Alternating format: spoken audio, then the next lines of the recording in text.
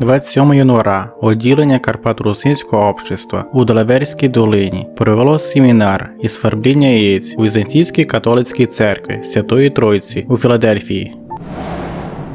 1 февруара 1931 родився Володимир Микита у селі Ракошино, народний умілець України, карпато-русинської народності, маляр Закарпатської школи живопису, учився у таких великанів, як Ерделі, Бокшай, Манайло. Новим державним секретарем на Міністерстві освіти Словацької Республіки став руснак Ян Грінько, родом із карпато-русинського Варуша Свідник.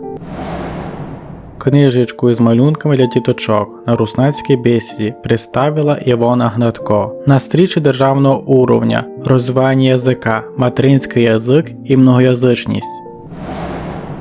Іван Бородач родився 14 февруара 1732, село Торозки, окres Селевоча, Мадярське королівство, перший єпископ самостійної русинської греко-католицької єпархії у Мукачеві.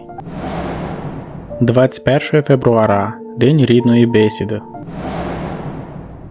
24 февруара в Ужгороді у готелі «Дружба» пройшла презентація першого за цей рік числа журнала «Отцюзнина».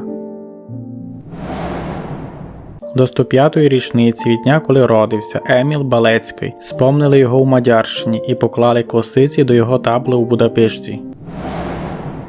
Богдан Гамбаль родився 26 февруара 1965 року в Польковицях на заході Польщі. Візіонер, журналіст, політик, писатель, шеф-редактор радіо Лем-ФМ, знавець язика і культури лемків, активний діятель карпато-русинського національного кивання.